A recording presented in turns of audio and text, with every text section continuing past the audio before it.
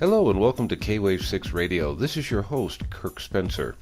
I just wanted to insert a little note before you got into today's show, just to let you know that we had actually recorded the show about 2 weeks ago, but we had some problems with Skype, which you'll hear some of the problems here in the recording. I couldn't get rid of all of them, and some of them, if I had gotten rid of them, you would have noticed it even more so. Also, I have two audio panels on my computer, and it was my mistake. I chose the wrong one to mute myself. Pat could not hear me coughing, but it came across on the recording, so I spent a lot of my time over the past 2 weeks just trying to get rid of the coughing, and I did as best as I could because to get rid of some of my cough, I would have gotten rid of some of what Pat was saying, and some of it has been muted or whatever, which you'll find out later on. But I couldn't let the show go because Pat was so very happy with what we were talking about and what was said. It was very impromptu, and we just wanted to share this with you. So please bear with us and pardon us and the mistakes that we have. We hope will not be repeated in the future. So we hope you like the show. Take care and be well.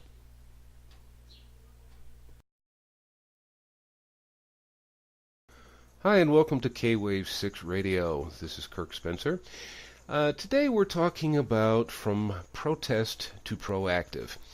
This whole theory came about, or this whole show's title came about from talking with a friend of mine, which you'll hear at another show, who, like me, grew up during the 60s and the 70s, and when you used to hear a lot of protest songs on the radio, protesting society as it was, protesting the Vietnam War and a lot of the other things that were going on, but they were always protest songs, but never telling you about how to change it. There was a lot of, shall we say, protest marches. There were rallies and all that kind of things, and to a certain degree it worked. But these days, it's come back to being almost the same thing over again, but the only difference is, the only thing that people are saying is, quite unimaginatively, is wake up, people, wake up. But once people do wake up and they start seeing what is going on, people are going, okay, I see it, it's a lot of mess, okay, but what are we doing about it? And nobody gives an answer. And the whole idea seems to be just sending emails and posting stuff on Facebook and Twitter, and here's the problem, here's the problem. We know the problem exists. What do we do? How do we get proactive about it? So some people are saying, okay, occupy Wall Street, occupy this place, occupy that place. And all it does is seem to get the police out and get pepper sprayed in the face and all this other stuff. So is there another way that even you as an individual, you, me, anybody as an individual can do something? And I know what you're thinking. How can I be effective? Well, there is one saying that I happen to really like. If you think that you can't do anything to make a change, try to sleep in a room with a mosquito. So today, with me on the show is my dear friend, kind of like my older sister. This is Pat Kammer of Love's Voice Changes You. She has more than one book out, and she'll tell you about that in just a moment. But Pat is one of those very warm people who has a great deal of knowledge and experience from her own life, and what she hasn't lived, she has read, or she has learned in her own ways how to apply it, and she does classes and all that kind of stuff, but I'll let her tell you that in just a moment. And she's going to share with us not only things that we protest, because we're going to talk about a lot of those things that we really hate, but also how to make a change into it. One last thing before I get into Pat. There is a video out, and at first I didn't want to watch it, and you can find this on YouTube, and it's talking about the psychotropic drugs that psychologists, not psychologists because they can't do medicines, psychiatrists in the psychiatric industry, and I say industry on purpose because anytime you go to a psychiatrist and you can sit in front of them for 5 to 10 minutes and they go, okay, I think I understand your problem, here's a prescription, go take this drug, Prozac and all these other ones that I have no idea what the heck their names are, and people are actually committing suicide over it. They're feeling like they should commit suicide over it, but you notice that the psychiatrists never take a blood test to see if there is any chemical imbalances in your system. The video said there's no such, but there are. But they're not into curing. It's just trying to, okay, you're depressed, here, take this. This will make you less depressed. Or here, take this. You're anxious, this will calm you down. But they don't go to find out what is the source of the problem. So at the end of the video, they actually tell you how to even talk with your psychiatrist about, hey, there is an alternative way, and by law they have to tell you there is an alternative way to seek help other than just drugs, but you have to ask. And this video is actually very good, so this is kind of what we're wanting to do with the show today. So anyway, without any further ado, hello Pat, how are you? Hello, hello. Are you saying I'm old when you say I've been around for a while? Well, I can say that about myself. But well, yeah, I'm getting old, that's for sure, but I'm getting better. I think I'm getting better at learning and questioning and all kinds of stuff. well, there's a lot to be said about experience, and that's why I threw in experience with that, because as we both know, just because you get older does not mean that you're getting wiser. Well, no, but you know what? This world is supposed to be getting better. They're supposed to be experienced, but you know what? They're going to start to repeat the same old thing over again if they just start to fight stuff. Mm-hmm. If they're attacking things or marching for this or fighting, you hear fight cancer, fight this, fight that, march for that, and war over it. Well, what's that doing? It's just the same old, same old. They've been doing it for centuries. Yes. Do you think it's going to change the outcome now? I mean, it's nuts. There has to be a different way of thinking. Exactly. They're putting a Band-Aid on it, and by their complaining, what I call it is shooting on it. They're shooting on it. It shouldn't be this way, but it is. I mean, they say it's the worst kind of insanity to fight reality or to think or should on reality. Mm-hmm. Reality is, this is what we're into. Yep. So the question you're asking is, what do we do different? Well, you have to think totally different. You have to think totally different about how to approach this. I wrote a piece in my new book called Hello Awesome. It's Love's Voice in Pat Kammer's book 2. And it's called What's Wrong with the World and What Can We Do About It? This is a question a film producer, director, Tom Shadyac, I think it's Shadyac, he asked in his documentary entitled I Am, a film which received a 20-minute standing ovation at its screen, something, because he does seem to have an answer. This guy, because he was doing films with people like Jim Carrey, became famous and he became very, very wealthy, And so being bought with that, a car, a jet plane, 7,000 square foot home with every conceivable amenity and a circle of equally privileged friends. So this guy wasn't hurting by any stretch of the imagination. He had everything going as far as this world's goods are concerned. So anyway, he's standing in the foyer of his latest home as the movers had just left, and he was in the looking at his new home, surveying it, looking around the circular marble staircase, at the statues, at the crystal chandelier, and he discovered he was no happier.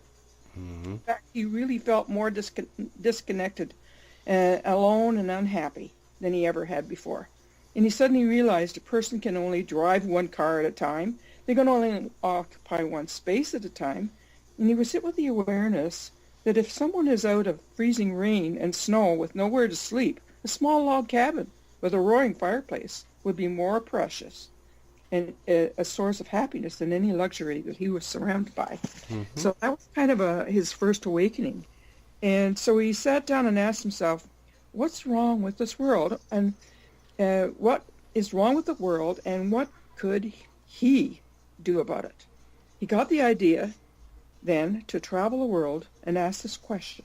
And he created a documentary based on the influential people that he met, starting with his own father, who along with Danny Thomas poured much of his wealth into St. Jude's Hospital so that kids with cancer could receive free treatments.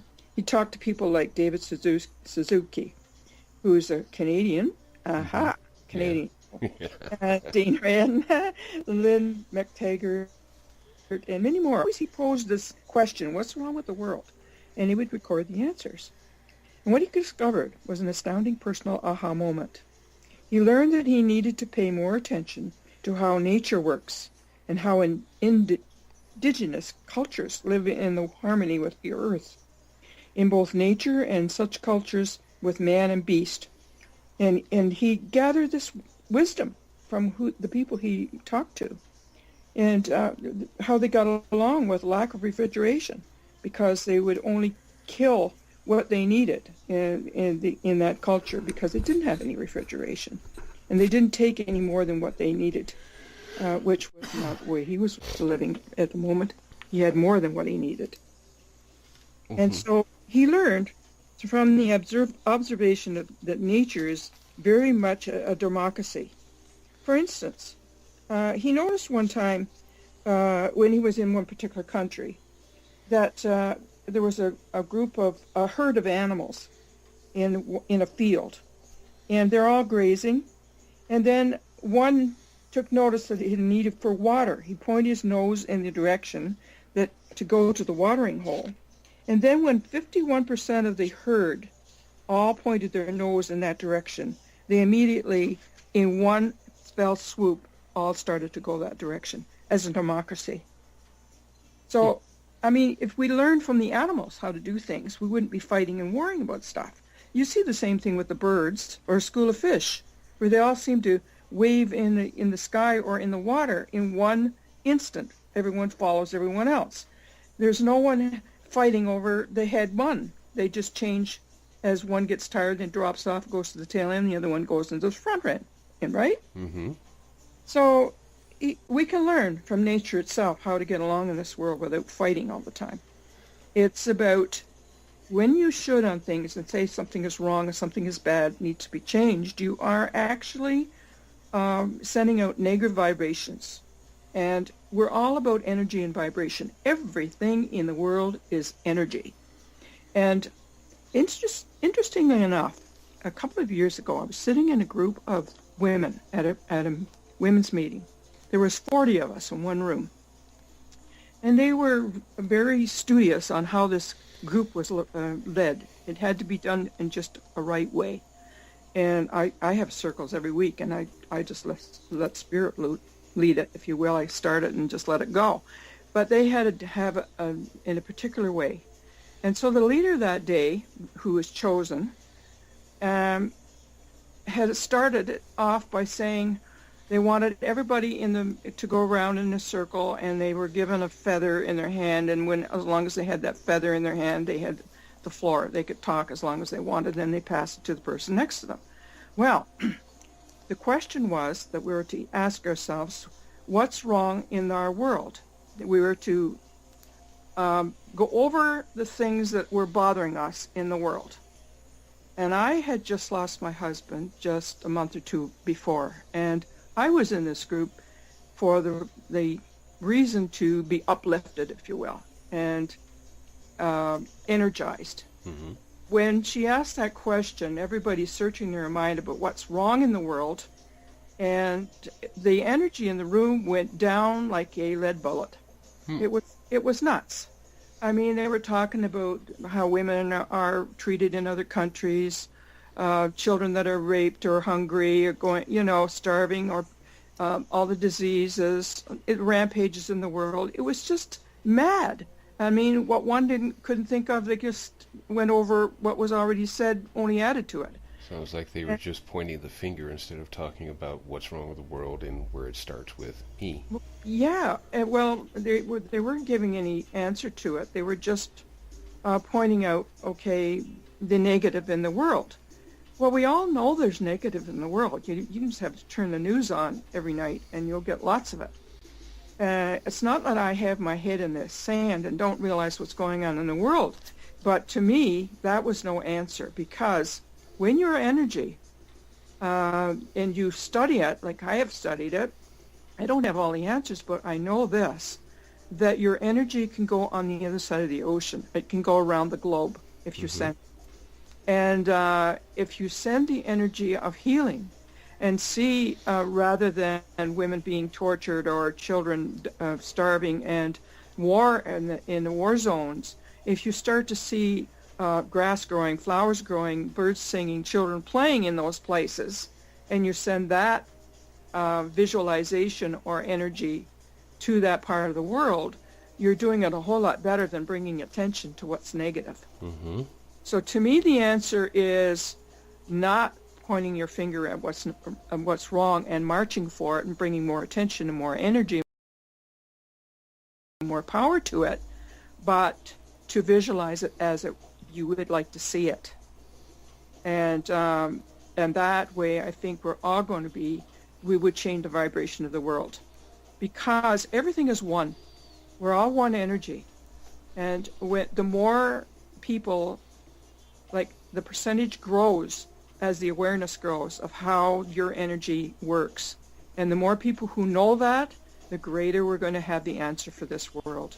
And, there isn't going to be any marches needed, because you'll just be changing the world by your energy and by your change of mind. Yeah, there's something that I actually saw, and I actually love it. I need to actually copy this thing down, but I remember it pretty much word for word. It says, worrying is like praying for the things you don't want. Yeah, for sure. Well, one expert scientist told that the very air we breathe in and out is the same air breathed by Jesus, Mary, Gandhi, Mother Teresa, as well as Hitler, Mussolini, and Jim Jones. Yep. It's the same air. And it's up to us to have the positive frame of mind and realize that we are greater than we know. We have more power within each one of us. That's why I call my book Hello Awesome, because you are awesome. You have to recognize it. Oh, yeah. As a matter of fact, if I may, you were talking about sending energy around the world, and I don't know if the listeners here actually believe in that. I know there's going to be someone out there that's very skeptical, and being skeptical is not a bad thing. Being a denialist is not a good thing.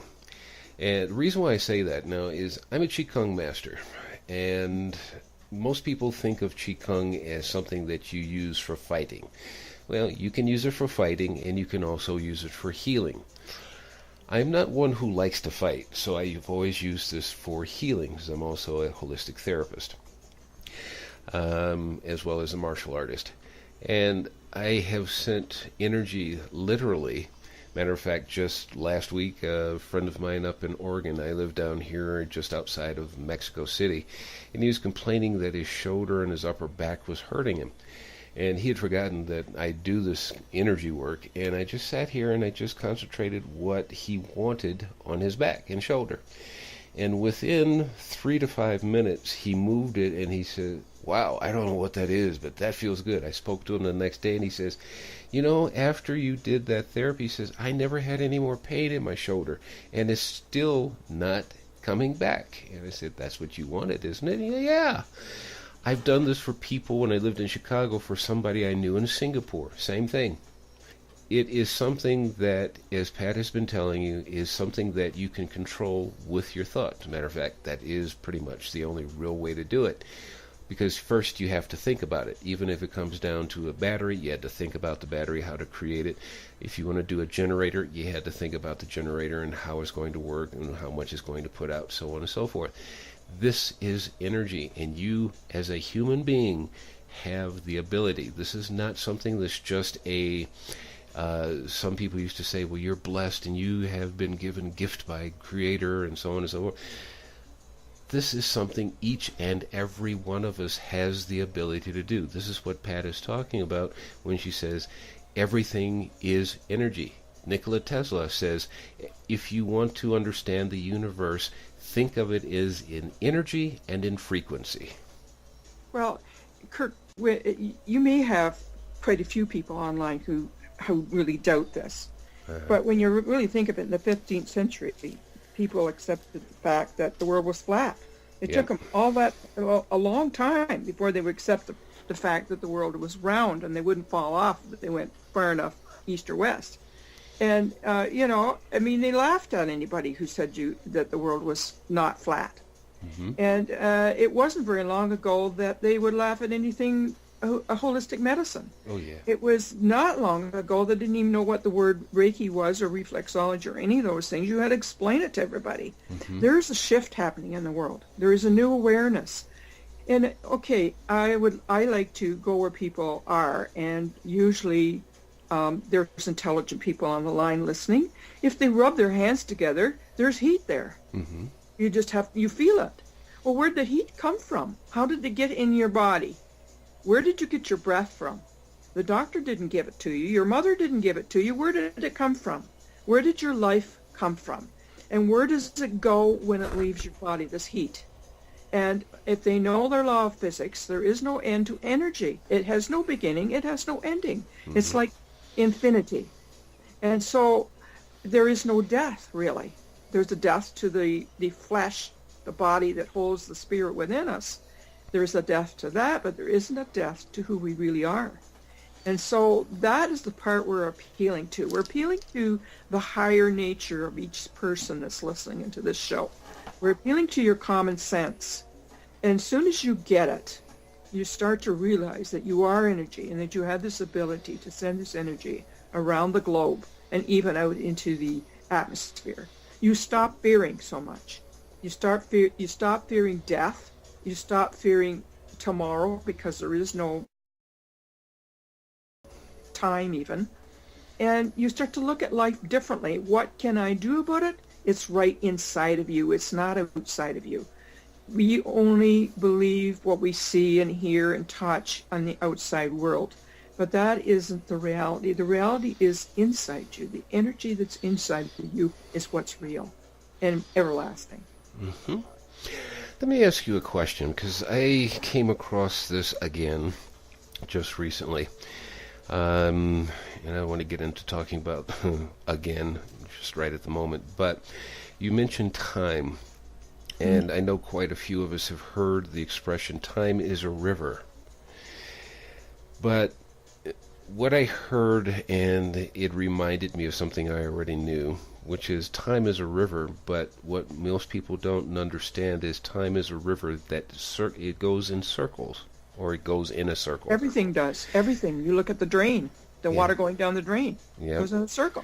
Well, it's also thinking about fractals and whatnot, but going a little bit beyond that, because there's something that I read back in the late 1980s, and it was some information that says we are in a cycle. Time is a cycle. This was the way it was written. Time is a cycle, and right now our society, or as it was saying, your society is in the cycle of when the Roman Empire fell. Everything is falling apart. Everything is going into chaos. Do you have any thoughts on that? Yeah, because I think we need to expect that there's going to be an unraveling. The change of spirit in the knowledge that we're getting with inside of us, the outside is the secrets, the lies that we've been told, the incomplete stories, even our history.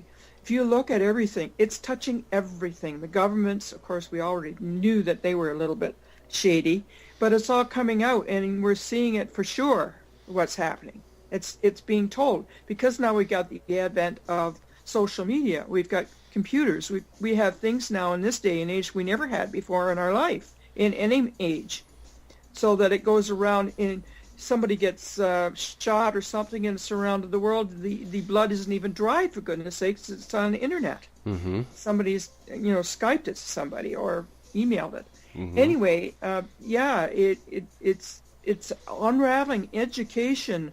They're having a hard time getting caught up because history has to be changed. They're finding more. They've got the tools to find things and to find out how old it is compared to what we used to know. We're finding things in the rocks and the earth that we never unearthed before that are disproving our past Conceptions, history. Yeah. That what we've been told is not complete and not correct. Our geography has to be changed. We're finding out our maps are not correct. We're finding out that everything in life, even education, our medical is all nuts. It's coming apart at the seams, and people are getting afraid. But they need to realize this is how it has to happen. That you have to get out the old before the new can come in. You have to cleanse out what is false, what's wrong, what's negative, to bring in the new, the positive, and the healing. Let me ask you a question here. We're talking about time and how it runs in cycles. Now, having any information about civilizations before what we call written history is basically pointing out things like Lemuria and Atlantis and other civilizations that existed before what we have as written knowledge.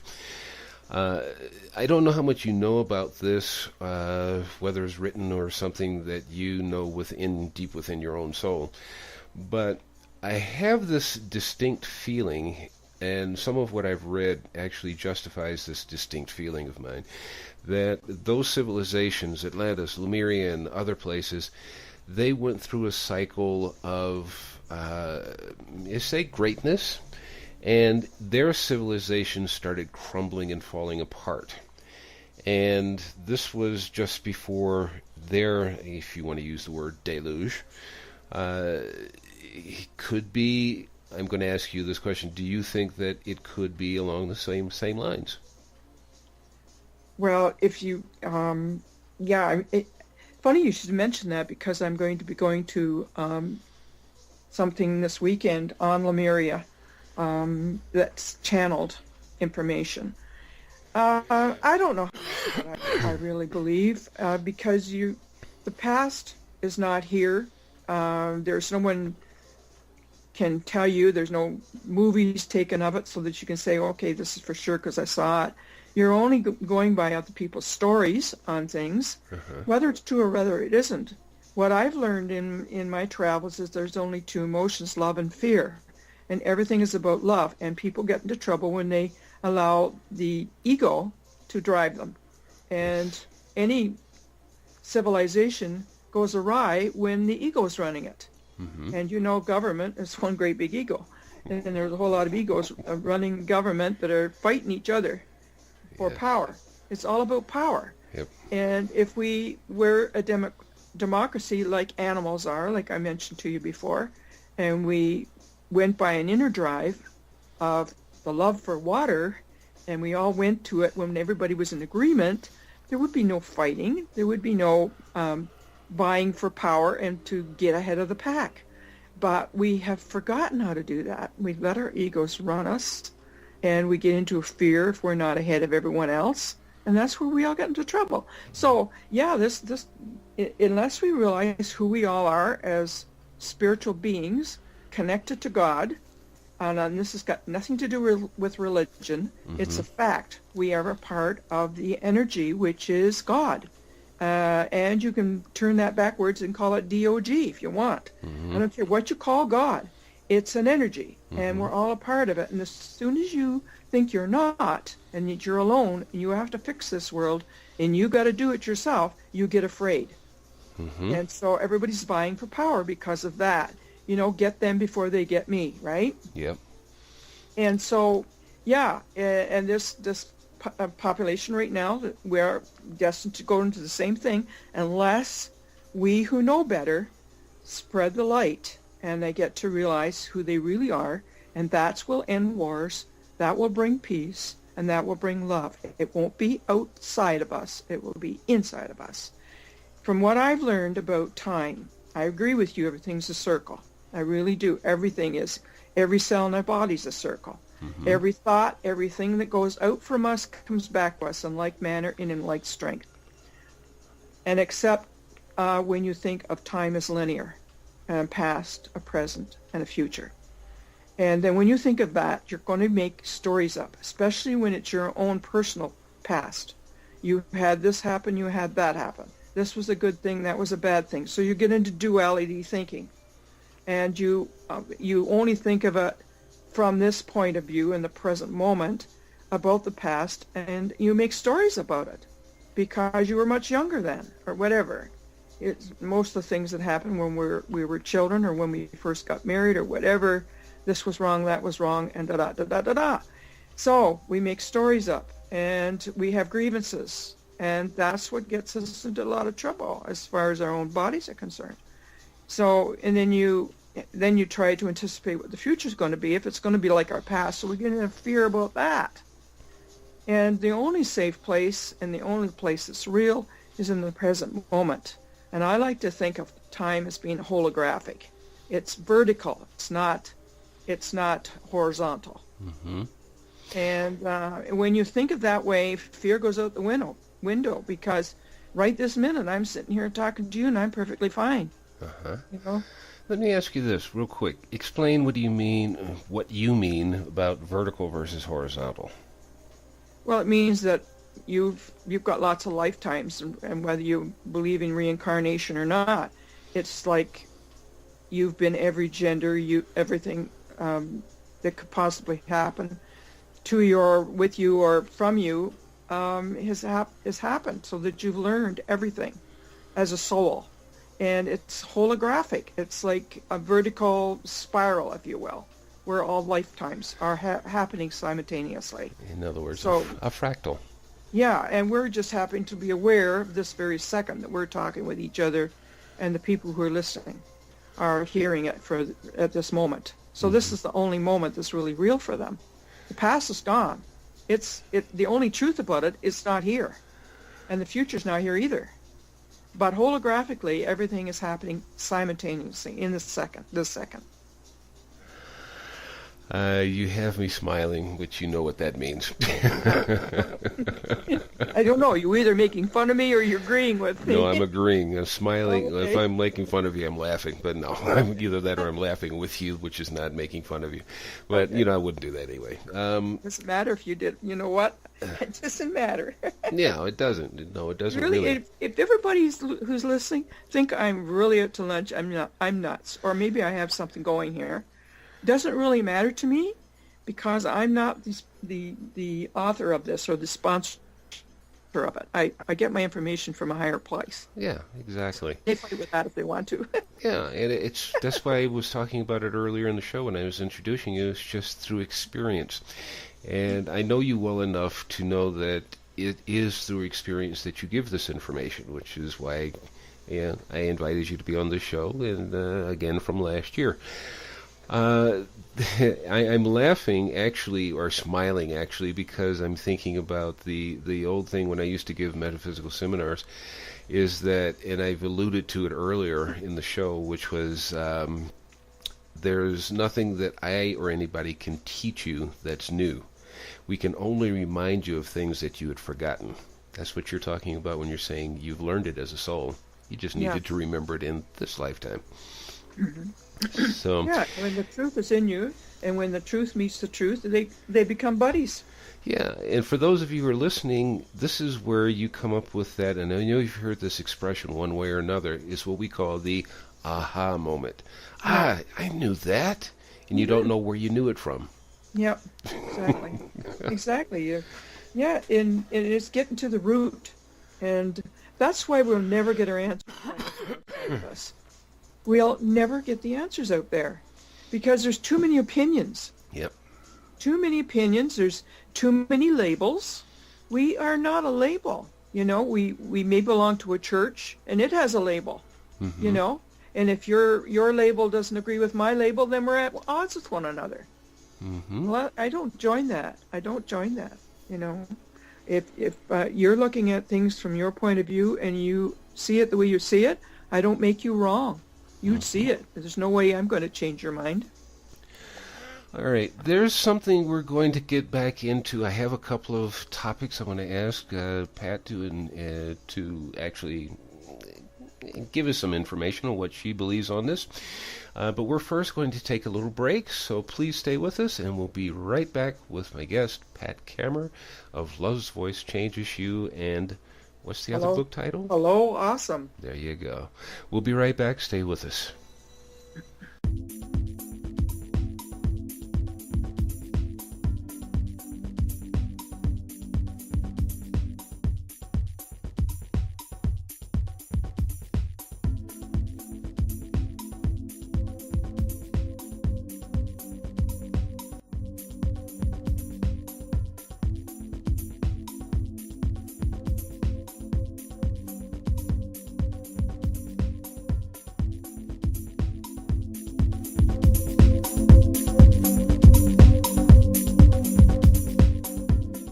Hi, and welcome back. My guest today is Pat Kammer of Love's Voice Changes You, and the other book?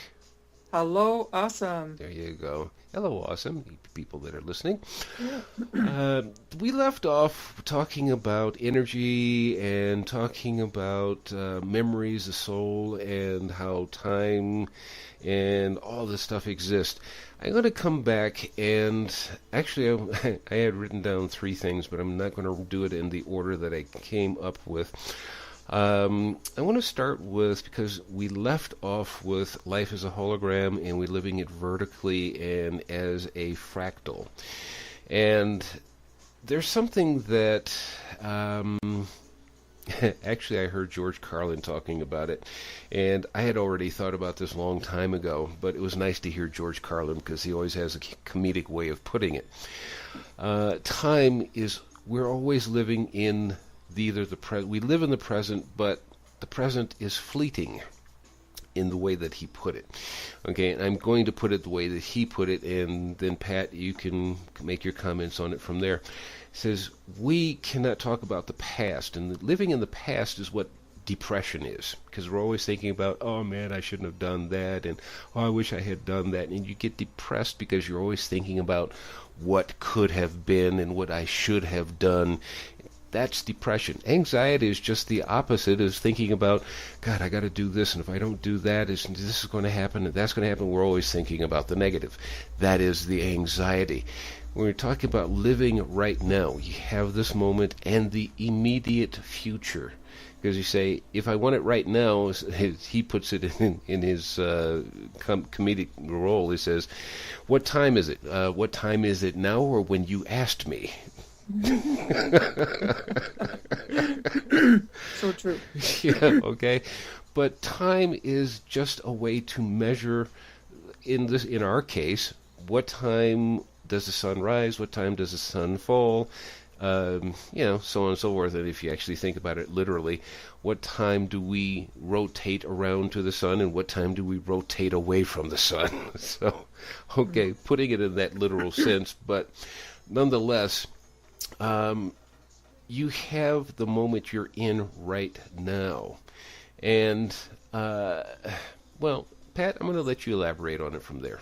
Well, that moment's already gone. Yes. So time is an illusion, and I've lived enough of it to realize just how that's true. Uh-huh. When you think about it, there's things right around you that are so changed. I mean, in your town you're living in. Where I live right now in Canada, I've been here for over 60 years. There are bridges now that weren't here when I first came here. There are bridges. There's railroad tracks that weren't here at one point. Where we used to live was in a small apartment. And when we were in that apartment, we fought, we laughed, we cried, the whole 9 yards, all the dramas were going on in this apartment. I go by that place now, and it's now, we haven't been there in over 40 years. It's now a park. There's no such place. And there's a statue put up there. I keep imagining that's a statue of us because it's a group of people and they're happy. And I try to think of the happy times that was in there. But I know there was a lot of sad times. But it's an illusion.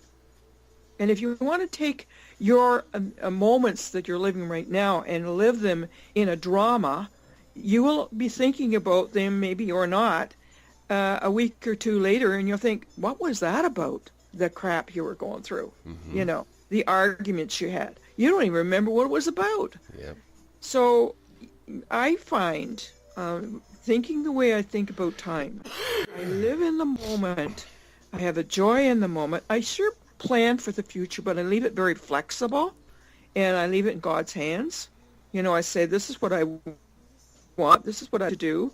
I plan for it, get my ticket, whatever, go, and then leave the rest in God's hands about it, But so many people are living off in the future, or regrets, as you say, in the past. I like to say it's shoulding on it. I won't should on you if you don't should on me, And I say that to people, like, you should read that book. It's dandy. And I said, you know what? I maybe shouldn't, because maybe that I'm not ready for that book. Maybe it won't speak to me at all. And so I've learned not to should on anybody, especially the past. I should have done this, or I should have said that. You know what? You did exactly what you were supposed to do. You did the best you knew how. You might have made mistakes. I did. I made mistakes. And the person who was at the receiving end of my mistakes had to learn from it. Maybe it was God's planning. I like to think that everything happens for a reason, and that nothing happens that isn't supposed to happen. And even your mistakes, even there were really horrible mistakes, you can't kill people. People don't die. They go to another space, if you will. They're still here, but they're in a different realm, if you will, a different dimension. So even death is not a mistake.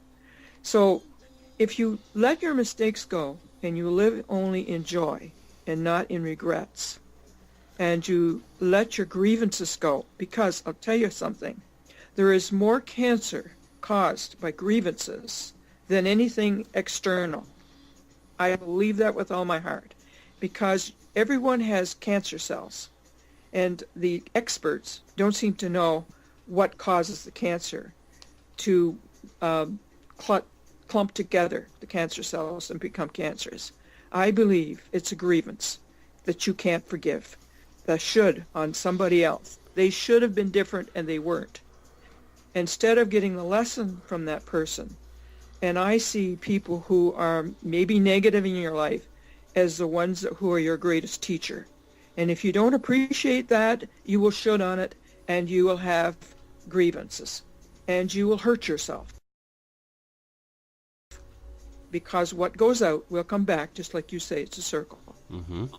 And so if you stop shooting on it, forgive it, and realize that there really isn't anything to forgive, it was all according to plan, and you were to learn from it, and you know what? It's a lesson, and if it doesn't learn, it'll keep on coming back. Have you noticed how that happens? It keeps on coming back, and again, and again, and again, especially with family members. The same thing happens over and over again, and you have to stop and say, there has to be a different way of looking at this. This has to stop. How can you stop it?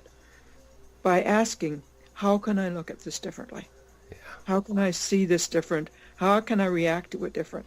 Because I don't know if you realize it, but I remember my friend, a relative would say something that would get push my buttons, and then I knew exactly what I was going to say back, and I knew what they were going to answer me back, and the same old argument would happen over and over and over again, until you stop it with, how can I think about this differently? How can I think about it with love rather than fear and need to be right?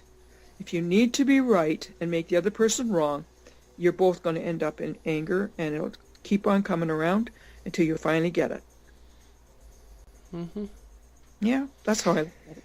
Yeah, no, that was one of my little notes I had written down here. It says, making mistakes, growth and growing, learning what we didn't learn before. Mm-hmm. And when I actually wrote that, I started laughing, not at you, but I was laughing at my thought, going, okay, the politicians that are out there, it's like, when are they going to learn? Well, they're there to live. They're a mirror of ourselves. Uh-huh. And when you look at other people who you're thinking about that, you have to think about yourself. Where is it in me? It's the same as what's in I see in them. Mm-hmm. And people in our life are showing us ourselves. Oh, yeah. Well, that's that old saying of which you oftentimes find that you're angry about somebody else happens to be a reflection of you. You know what anger is? Mm. Isn't it funny? I've got the pattern that I wrote in Hello Awesome. I've just opened up to it. Before you read it, yeah, tell us again, because this is a new show and I know other people don't know. What is a patter? Okay, a patter is a script from hypnosis. I do hypnosis. And if you go online, you can get hypnotic patterns for, say, quitting smoking or for getting someone to get over low self-esteem and this sort of thing. It's a script that goes into the subconscious mind for change. So when I started to ask spirit questions, I would get back answers from the higher source of myself, which everybody has access to. They just don't pay attention to it. And I write short chapters I call patterns, because they're actually me asking a question, coming up with a problem, if you will, and spirit answering it. Mm-hmm. So that's why I call it pattern. There you go. Thank you. No. So I ask why people are so angry, and anger is an attempt to make another person wrong. Think about it. Mm-hmm. And as soon as you try to make them wrong in anything, there's an anger in trying to convince them to your way of looking at things. And if you really, when you get to think of it, how lucrative, how crazy that is, and absolutely insane, that you can think you're the total answer to everything and you're right about everything. The only one who's right about anything is spirit. Mm-hmm. You have to get that answer from the higher part inside of you. Mm-hmm. Exactly. So now the fact is we're never really angry about what we think we are, because we may have just got mad because somebody cut us off in traffic, when really what we're really angry about is something that your husband or wife said to you before you even got out of the house, that you feel really like you don't amount to anything in their opinion. Mm-hmm.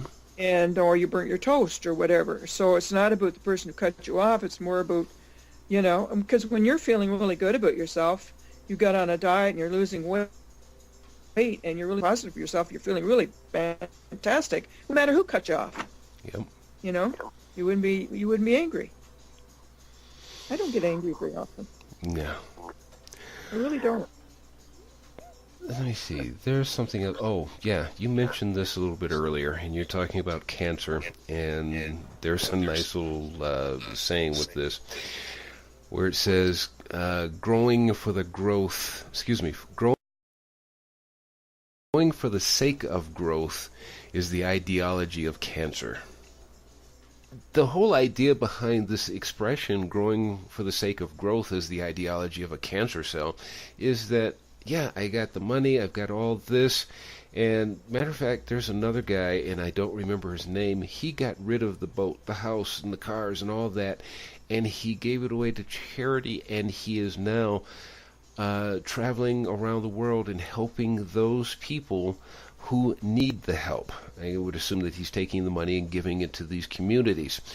And there's another guy, a millionaire, who was a millionaire or billionaire, I forget who it was, but he gave away 90% of his, somewhere like 90% of his income. He only saved $2 million for himself.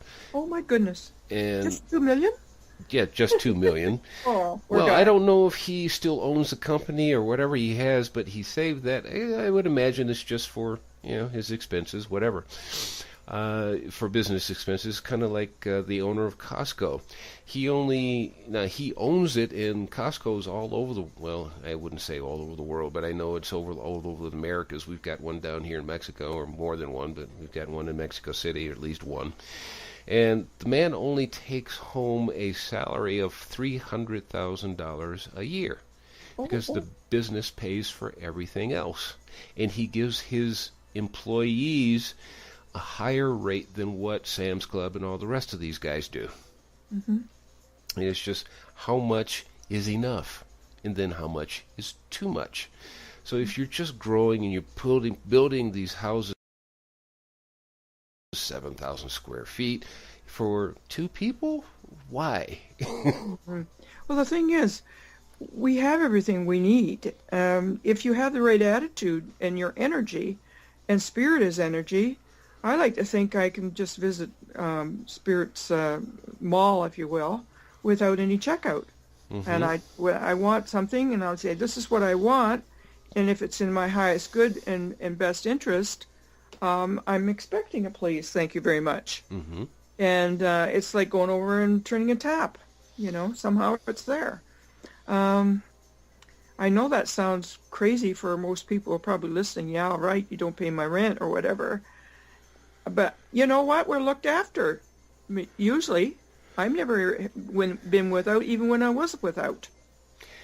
As an effort to actually explain on the other side of things, okay, people, you're listening to the show, you're wanting to know, okay, what's one of those things that, okay, I'm awake now, I'm willing to wake up, whatever the case may be, how do we make the change? This is one thing that Pat has just been talking about, and she just gave you an example from her own life. So let me do the same from mine.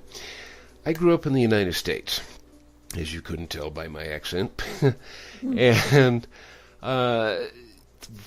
in the United States, even some of the people that I grew up with, it's always talking about stocking food for this and stocking this for that. And now it's going a little crazy for those people who are thinking, oh, the economy is going to crash and we're going to need this, and they're stockpiling food and toilet paper and rice and whatever they feel is necessary. And what it really boils down to is all you need is one earthquake, all you need is one volcano, all you need is one huge tornado, and if you live close to the ocean, one huge hurricane to come along, and everything tsunami. Yeah, everything that you stockpiled is gone. Yeah. And or buried, or you're not even home when it comes. So now who knows who's eating all this food or whatever else that you stockpiled. And let me stop there for a moment, because my mother, who at one point when I had a motorcycle, she was asking me, why do you have a motorcycle? And I used to not only just ride it around in town, I literally went from one coast to another on my motorcycle. Why? Because I loved the thing. It was 1100 cc's, big engine. And she says, don't you feel insecure on it? I said, actually, I feel more secure on a motorcycle than I do in a car. And she goes, why? I said, I don't have a false sense of protection with having a lot of metal around me. I'm looking around all the time through the mirrors, what's in front of me, what's beside me, what's behind me. And on top of it, as you're saying, Pat, I'm always talking with spirit and just going, this is what I need, this is what I need, this is what I expect, and I am enjoying this. Part of what we're talking about here in the show today is I am. Okay? Yeah, you want me to kind of boil it down? It's all about knowing who you are. It's knowing who you are and realizing that you're so loved. That's why I say you're awesome. You are awesome because you have this power of love. And you are loved. You're protected, you're guided, and you're guarded. And well, they say there are no atheists in foxes. And when you need it, you call out. Why do you have to come to the place where you are blocked into a corner to call out, or to call spirit within you? Spirit just wants to know, what do you want? He wants you to be, he, she, it, wants you to be happy, wants you to be joyous, and wants you to be fulfilled, and to have all that will make you joyous and happy. So what do you want? And you're afraid to ask. You're loved. What would you do if there was no excuses and there was nothing hindering you? And you know, even if you have people to look after and problems standing in the way, what would happen if you wanted that and that could be worked out? You leave the how in God's hands. So I say, Spirit, I want XYZ. Okay, then follow my path. Follow what I show you what to do. You know, take one step at a time when I show you. That's the only time you move. The rest, I'll just get the ducks in a row. People say, where they ask, think, I never got any answer. Well, Spirit doesn't drop it in your lap, bang, like that. It's done step by step. And when you ask it, they may take a time where they have to put people in place or things in place before you can get what you're wanting. And sometimes you have to have an answer right away, and it's usually forthcoming. For me, it has been. Uh-huh. I've never been without. Even when we were in poverty, something happened because you're loved. Something happened. Even our own limitations got in the way. We got help somehow. And when their houses got blown down, they lost their money. Somehow, people, when they keep the faith, they get their money back. They get a house, and they get back on their feet if they just ask. Oh, yeah. That's the problem. They don't ask. They don't believe that they're worthy to be answered. Then they don't feel loved, and so they feel disconnected. They don't feel like they are a child learning. We are all children learning. We trip and fall every once in a while, and we just get up and go on, right? Mm-hmm. So if you know you're connected, and you know you're one with God, and you know you're loved, you've got that relationship going. It's like a family, only it's you and God. And you say, God, Father, whoever, I need such and such. And he has the wherewithal to give you whatever you want. He's not going to give you something that's going to harm you. It's going to do that for the highest good. So ask for that, for the highest good of me and for everyone attached to me, and for the universe. You got me smiling again. Yeah. Okay. And it always works. It always works. You're always answered.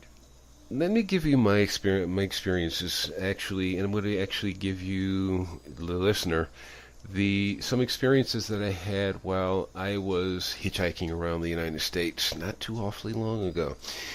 I was going through Albuquerque, New Mexico back in 2003, and I wasn't hitchhiking at that time, but I stopped off. I was on a bus, and the bus had a layover of about an hour and a half. So I said, I'm tired of this food that you're getting in bus terminals, so let me just go and see if I can find something, because we're in the downtown area, see if I can find some food. Relatively quick, but not a fast food restaurant. So I found a little place, and I ended up talking to the manager of this place, and who told me that she was originally from, I believe it was Washington State. And she had just gotten her law degree and decided she got tired of where she was living, so she packed up and decided she wanted to go, I forget what state she wanted to go to. And when she got to Albuquerque, her suitcase was stolen, and inside the suitcase was all her money and her clothes and whatnot, so she was left basically broke and homeless. So she went into a homeless shelter for 2 weeks. And within 2 weeks' time, she was out, and she had an apartment, or she got an apartment, and she ended up working for this restaurant. Started off at one level, and she ended up working herself into management level. And this is what Pat's talking about, and it's just, you fall down, you get back up. You don't sit there and go, I'm not worthy, and I can't get up, and no, I'm sorry, you can't push the button and go, come help me, I've fallen and you can't get up. Well, if you're going to do that, there's no pushing the button, it's just saying spirit. Now, Pat and I use the word spirit because for some people, they get tired of hearing the word God, because God for many people is somebody's trying to proselytize me. No, this Spirit is generic. yeah. Yeah. Besides the fact, if you look in the Bible, in the book of Genesis, nowhere will you find in there that God created a religion and said, this is how you have to worship me. Okay? He just left it open to, as Pat has been saying throughout all this, through the indigenous peoples and other people who just learned to, hey, this is spirit. Some people say great spirit, others have different names, but this is our great-grandfather. This is our grandfather. This, Native Americans will say that. Everybody's got a different way of saying it, so we're just saying it in general terms, and it's not a slight to our Creator. Creator, source, spirit, grandfather, spirit, whatever you want to use, that's it. But you address your concerns. And I like to have conversations with spirit. Why? People always say, I just pray and then I get up and walk away. And I said, yeah, what you're doing is you're bringing to God a wish list. This is what I need, this is what I want. And you get up and walk away and you never stop to listen. Sometimes you get an answer back that only you can hear. There's so many ways to do things in life, and if you're connected, and Pat has said this many times so far in the first hour here, we're about to take an hour break. She has said it so many times that if you are connected, you will have everything that you need. Is when you feel disconnected, when you want to deny that this is existing, then that's where you have the separation, and you're the one who's going, nothing's going right, nothing's going the way that I want it to, or the way I think it should go. But you're not connected to what is going on, at least not consciously. Can I add something that Please is do. kind of practical? I like to live this practically, If it doesn't work day to day, I can't talk with certainty or confidence. I teach people spirituality every week. And one of the things I tell them, all problems are solved. All problems are solved. You come against a problem, you say that, it's like hitting that magic solving button, the easy button that you see advertised, you on top of it, and it's easy. I like to visualize that in my mind when I have a problem. I'm side of the road, my car stopped, and you say, okay, this problem is solved. There's two ways to solve it. Somebody will come up. Hello? Pat? Uh-oh. We lost her here. And then somebody comes along that knows all the things to do and get you on the road in 5 minutes. And this has actually happened to me. And last year I was in China. And we were coming back, and I kind of overbought. I bought a lot of stuff. And I had to even buy an extra piece of luggage to bring it all back in. And so anyway, I get to Canada, where that's the part where I have to work, and I have to write down what I have bought, how much, and I'm only allowed $800, and I have $2,600. I said to Spirit, I'm not going to lie, I'm going to put the right amount down here, and I don't want to pay duty. Okay, can you work that out? So anyway, I wrote the right amount down. I get to the checkout, whatever, lined up. And there's a young fellow taking our papers, and he says, is that $26? I said, no, it's $2,600. Go in that line up over there. Yeah, I wasn't going to go with everybody else. They put like $799 or something, So anyway, I get in the lineup. I get up to the desk, and the gentleman says, where are you coming from? I said, China. And he said, is that $26? I said, no, that's $2,600. He says, go on through. I looked up, and it's a Chinese man. I'd come from his country, and I'd spent all that money in his country, and for some reason, that was okay with him. He just said, go on through. And my friend, who was in another lineup, she didn't even buy as much as I did, and it cost her $135 duty. So I just said to myself, this problem's solved, you're going to solve it, and you work it out. And he did. And another one, I get into another lineup, and then the same great big huge suitcase with zippers around it, so it has different levels. And I had bought this thing to put my gizmos in to charge it, Uh-huh. and it had batteries in it. And one of the things I didn't realize is you don't put anything with batteries in it in your luggage. Uh-huh. You put them on the carry-on. But I had it in this piece of luggage, and it was right dead center. I didn't know where it was. I didn't even remember where I put it. If I get to they take me aside, says there's something in your luggage, which is questionable. You have to go in the other room. So I go in the other room. I said, Spirit, I don't want to monkey around here. Find this thing. This problem is solved. I unzip it, reached in. There it was, right in the very middle. Pulled it out, and I was out of there in about 2 minutes. and this very same friend who got charged $135 is in there when I went in, and she was in there when I left. They couldn't find the problem. And I'm thinking, I ask. Uh-huh. All you need to do is ask and realize you're his child. Yes. He will answer you, but you need to ask. Can I say something here that makes it sound a little funny, but it's actually, I know most people have seen the movie, or especially the older people, from Star Wars, the first one, where they were going through some border guards, and they were wondering how they were going to get through, and Obi-Wan Kenobi says, don't worry about it, and they got through. And the thing throughout the whole movie is, may the Force be with you. Yes, yes. And this is basically saying what you're saying is the Force is God. Energy is a force. Before we go into a break, I have your book here, Love's Voice Changes You, and I just open the book to page 90, and it's the center paragraph, and I'm going to read this just as we go into break. Although I had a long way to go to attain wisdom, the shift was a first step in waking up to my potential and in learning to be captain of my own ship. It was, and still is, up to me to change my thoughts and to see things differently before change happens. With that, please stay with us. We'll be right back. We're just going to take an hour break, and we'll be back in about a minute to 2 minutes. And remain with us, and we'll be back with Pat Kammer.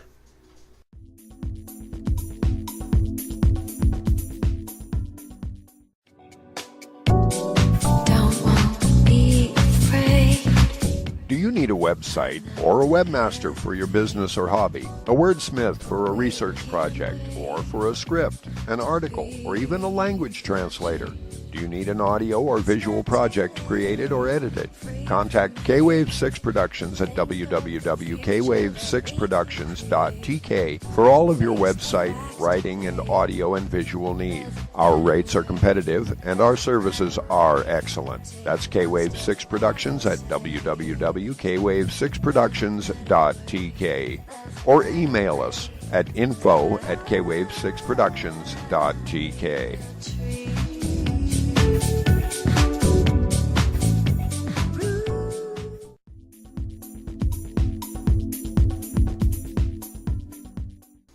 Hi, and welcome back to K-Wave 6 Radio. Today my guest again is Pat Kammer of Love's Voice Changes You, and as we've done so far in this in our segment is, what's the name of the second book? Hello, awesome. There you go.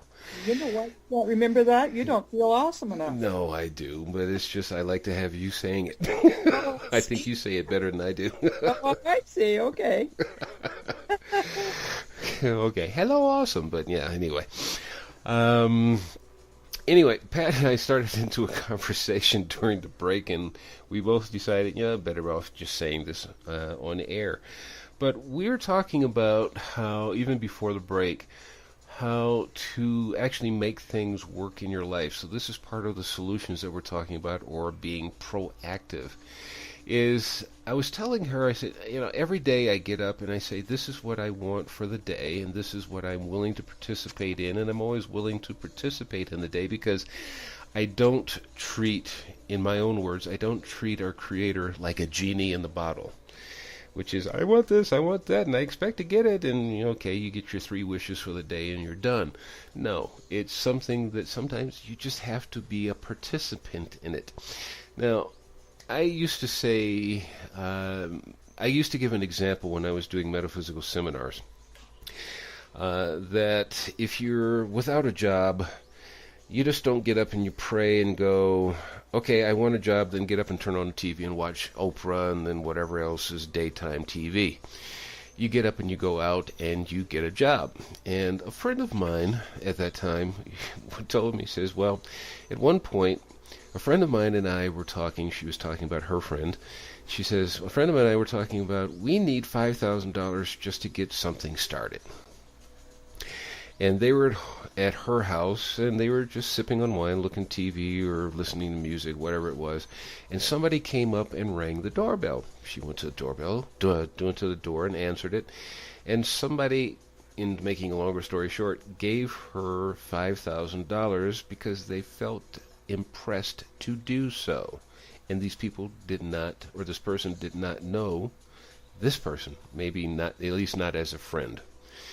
And it was one of those things of, when we make decisions about what Spirit will and will not do, we run into another problem.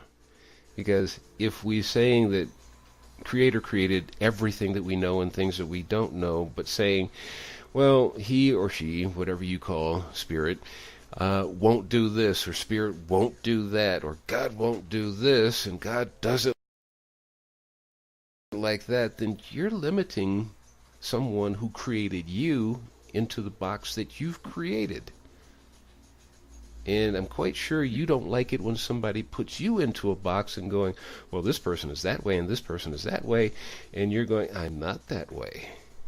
I'm quite sure you don't like it. So what do you think that you should be able to put your Creator into a box and saying, this is what he will or will not do, or like, or whatever the case may be?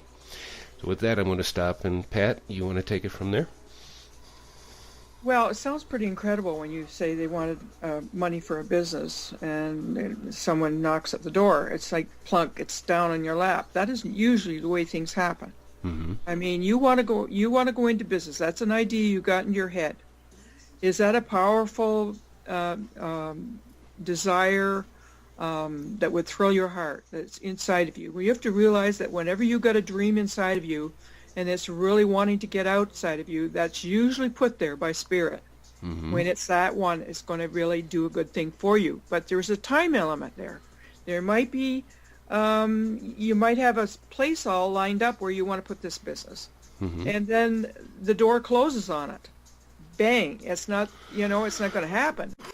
Your heart sinks. Well, God hasn't answered me. This is not going to happen. Well, that could be that it's not supposed to happen at that time and not that place. Exactly. The thing is, we want what we want, we think, and it's a deep desire within us, and Spirit put it there, but you have to leave the details in God's hands. You don't should on it. You should do it this way. That's arrogance. The arrogance of the Spirit thinks, I know how to do this. You don't know how to do it. You don't know how to fix it or anyone or anything. Mm-hmm. You say, this is desire that I have in my heart. You've put it there. Now, please do your thing. Show me what I have to do in it and what you're, and go for it. And leave it. Don't keep harping. And if it doesn't come together, see it as a blessing. Mm-hmm. That there's something better in store, and the door is slammed on it for a reason. That goes with people who have somebody they line up that they've fallen in love with, and the other person doesn't feel the same way. And this person should, right? They should feel like I do, but they don't. Mm-hmm. So, the insanity is that we insist on having our own way. And you do so at the detriment of your own soul in your own life. Because if you get your own way, it could be the worst thing that ever happened for you. Yes. There again, you get back to you are loved. You are absolutely loved. And guess what? Spirit knows the end of the book. The end of the book is perfect. The end of the book has you coming out shining and smelling like a rose. But if you insist on writing the end of the book yourself, you're going to be in for a big disappointment if you do it that way. I found in my experience that Creator has a great sense of humor. Exactly. And sometimes I am the butt of the humor. Yeah. But lighthearted. Yeah. Lightheartedly so. Yeah. Because talking about what you just said, it's when we get, sometimes Spirit will say, okay, that's what you really want, fine, I'll let you have it. And just as you said, it's one of those things of, oh man, I wish I hadn't gone down this road. Yeah. And then if you're like, well, through my experience, because I do look forward to my conversations, and you don't talk about people that think you're really nuts. When I tell people I have conversations with Creator, they go, really? And I go, yeah, and what did you think all the prophets of the Bible did and whatnot? They had conversations. So what makes you any different? Why, you can't listen, or have you not tried, or you just don't believe it's possible? They may not get it the same way, but they're getting it. Yeah. I remember the same thing happening for me, and I never asked questions in the way I do now. Yeah. I wasn't aware that it was being answered, but I really was. Yeah. Well, when those things that I've asked for, and he just said, well, you really want it? Okay, here you go. And I get it, and I go, oh, man. And then I just, okay, I shouldn't have had that. No, you shouldn't have. You learned your lesson? Yeah, got it. Okay, you want to do it my way? Yeah, no problem. For now Let's until do the it. next time. Yeah. Yeah. But, it's a growth process, and pretty soon the more you let go of the ego, as you were talking about once before, when we start letting go of what we really want, thinking that we know better than anybody else, including our Creator, that's when things start flowing. And I love that part of the life that I have learned throughout the ages. And every now and then, of course, being human, it does creep up, and you're just going, okay, stop. That's putting everything back on ego, and you're going to get yourself into trouble with that. So it's just my thing of doing. But before we go on, you can, if you have something else, but I do want to start with this one. I have a blog which is called Thoughts for Growth in WordPress, and that's pretty much what you can do at thoughtsforgrowth.wordpress.com. I haven't been putting too much stuff in there, but I started writing a blog just yesterday, I think it was. And one of the things that I put in there, or am actually writing about, is the commonality that exists within not only religions, because there is a commonality between, if not all, most religions, and what really separates us is the details.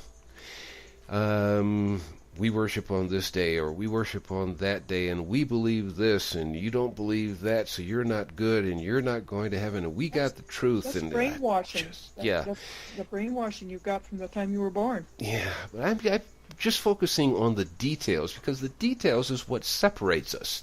Yeah. As I even say, now you can look this up in an encyclopedia. How many different Christian denominations are there? Not to be picking on Christians, but it's one of the biggest groups that we can look at. New religion coming up every day. Yeah, there is over, at least about 10 years ago, there's over 3,000 different Christian denominations. And every one of them is going, we are the truth. Yeah. And I'm going, you understand that through my lifetime, I could never go through each religion one day at a time and choose which one is correct. I had an aha moment, and I wrote about this in my first book, where it said, you're to love the Lord thy God with all your heart, with all your might, with all your soul, yes, and your neighbor as yourself. Yes. That made no sense to me. I was into fundamental religion for 25 years, and that particular verse there used to befuddle me, because, you can't try to love your neighbor. It's not something you try. It's just a natural outpouring, if you will, of what's inside you. And I didn't like myself in those days very well. I was very judgmental of my fellow person in the church. I was very judgmental, and watching them constantly, just like they were watching me. We're judgmental of each other, but me, I only can speak for myself. But anyway, when I read that verse, an aha moment happened, because now that I know that I am one with God, and we are the same, and Spirit is saying, love yourself with all your might, with all your soul, with your whole heart, and your neighbor as yourself.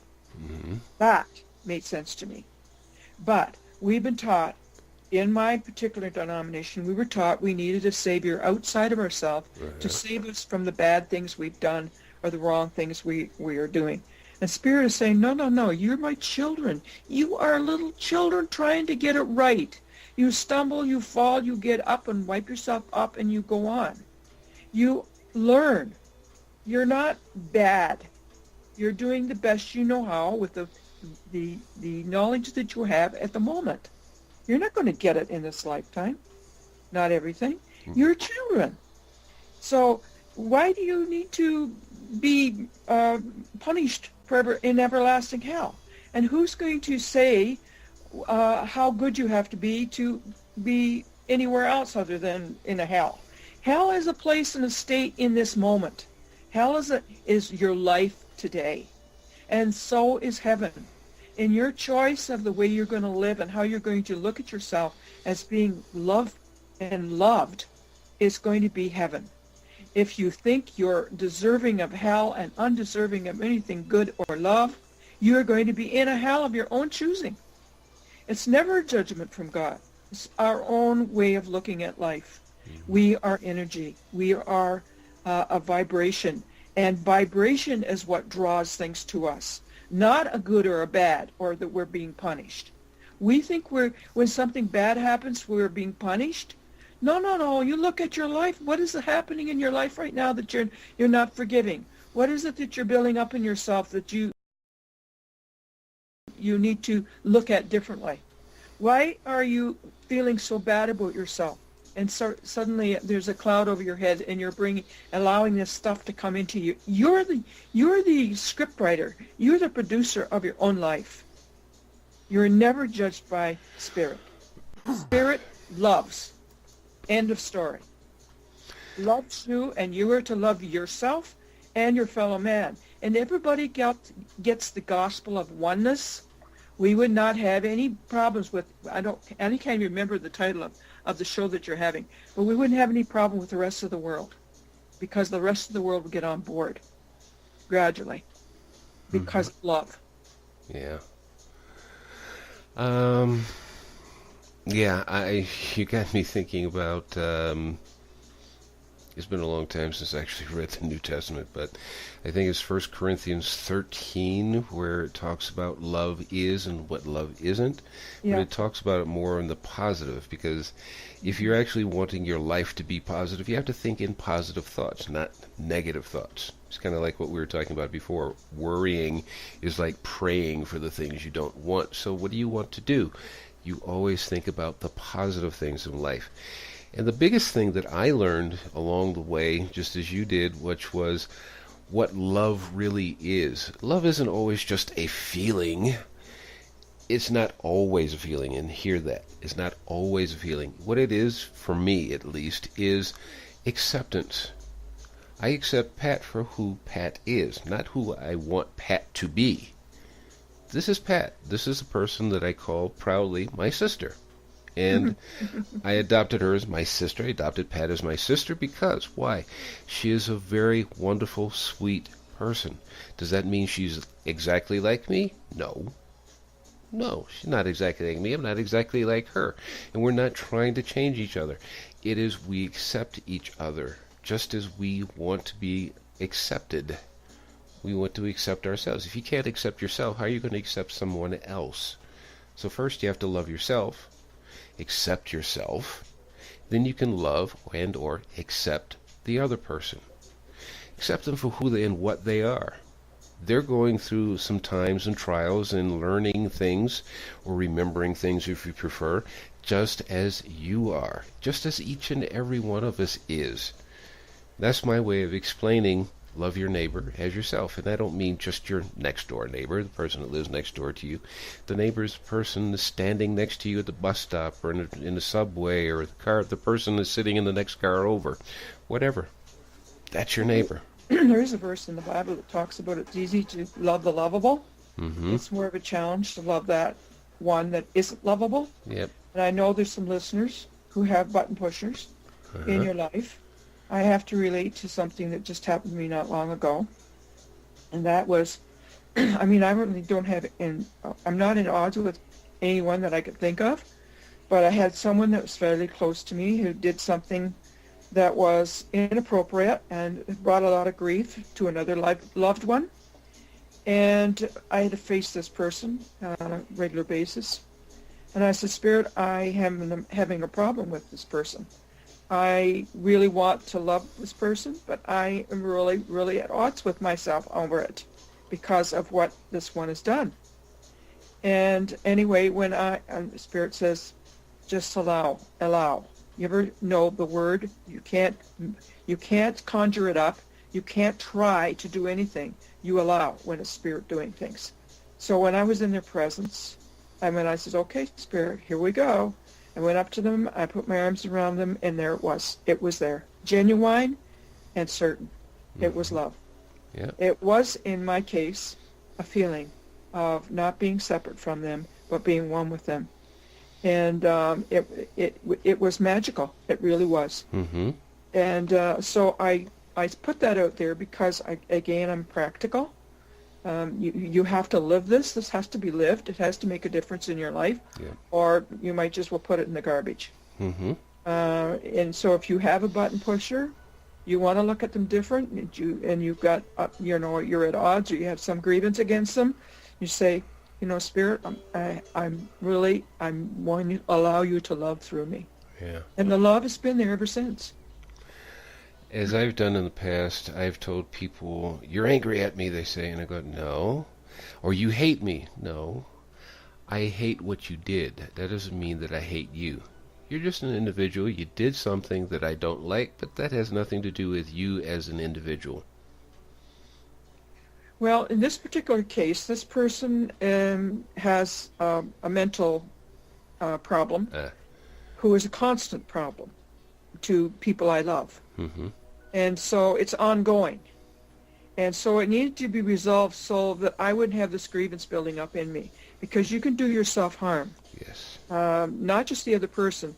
Because you're an energy, what you're thinking is going out. And it's affecting your aura and everyone in your space around you.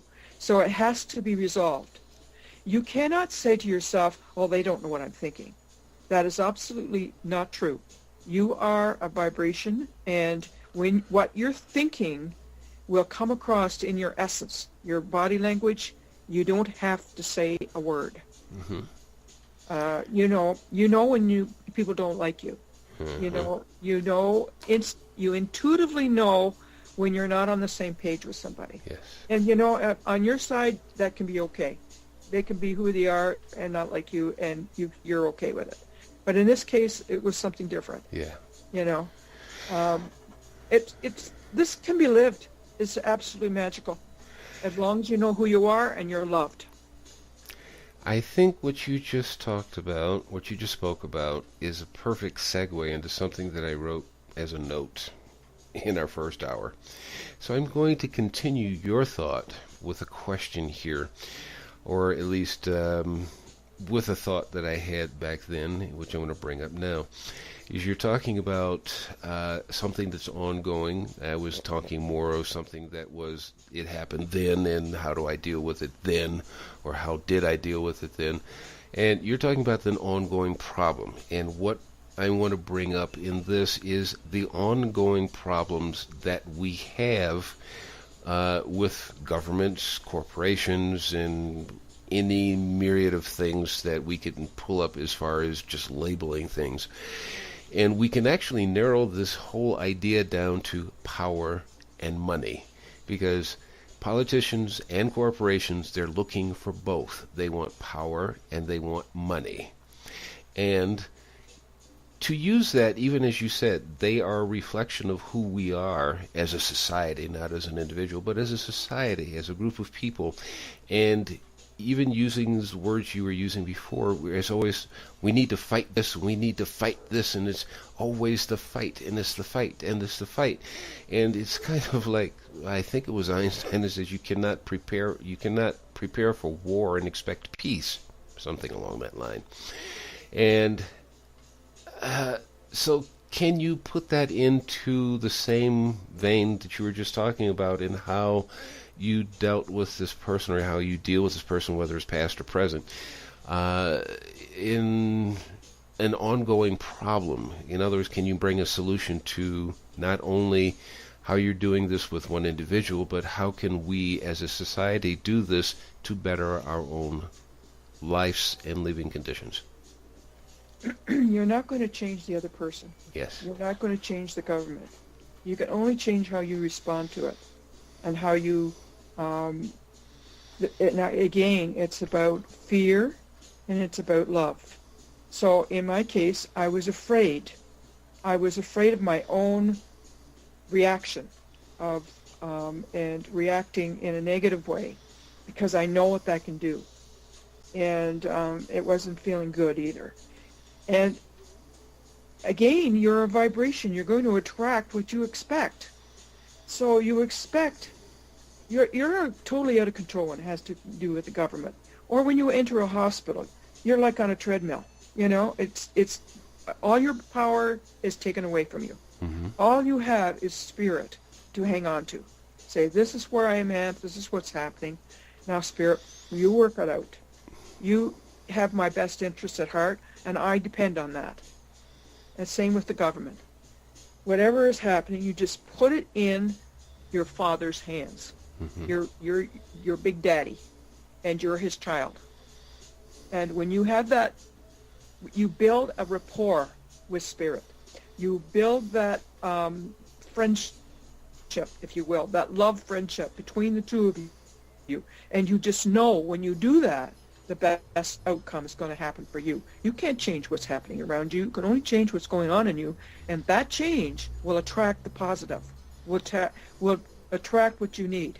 And if it's a negative, that's what's happened that you need to see or have happen. There is a verse in the Course in Miracles that says, what would you not accept if you but knew that everything past, present, and to come is planned by ones whose only purpose is your good? If you know that everything happens for good, for your good, then you depend on that and you believe it with your whole heart, then that's what's going to happen. Mm-hmm. The right thing is going to happen for you. That's how I see it. Like I can't change what the government's doing. It's nuts. They're insane. They do things against common sense because it's all about politics, right? Mm-hmm. There is no common sense in politics. So you say, you know, this is in your hands. I want it to affect me positively. Now you do it. And you expect God to do the impossible. That's why you're awesome. Mm-hmm. You reminded me of a guy I knew a long time ago, back in the 1980s, I believe it was. Early 1980s at that. The man I met who was in the hospital where I was working, and he was a patient there. And very nice. He was, I don't know, I would say probably late 50s at that time. I was in my, late 20s. And he had a very gregarious personality, fun to talk with, and we enjoyed talking with each other a lot. And at one point he was telling me, I found out what he was, which was he was a state senator. And I asked him how he got into that. He says, well, actually, I didn't go into politics. It wasn't my desire at a younger age. He says, actually, I wanted to be a brain surgeon. And he says, I got into graduate school as a brain surgeon. He says, my problem is that I have a photographic memory. And I said, that's a problem? He says, well, yeah, I can read something. I can tell you what's on the page. I can tell you what word is in what paragraph and where it's located on the page. The whole bit. He says, but yeah, he's just one of those kind of people. And he said, I got into doing the internship, and I was sitting up here doing an operation, and he goes, I can remember everything that the book told me. He says, my problem was, he says, if I am in the middle of working on somebody's brain and I run across a problem that's not in the book, I couldn't think my way through it. Mm-hmm. And he says, I don't have the imagination to go, okay, this is a problem and it's not covered in the book because I can flip through all the pages in my head, but it's not covered in the book. So he says, I decided brain surgery is not something I should really get into because there's always going to be a problem that doesn't arise that's not covered in the book. Mm-hmm. So he says, I looked around. He says, well, okay, what can I do? He says, well, I don't need to think my way through anything in politics, so he went into politics. Yeah. So. Well, it's a little bit like our education system. There's a saying that says, everybody is a genius, but if you judge a fish by its ability to climb a tree, it will live its whole life believing that it's stupid. Yes, exactly. Exactly. I mean, a fish does what fish does, but it doesn't climb trees. Yeah. What it does. Uh-huh. Yeah.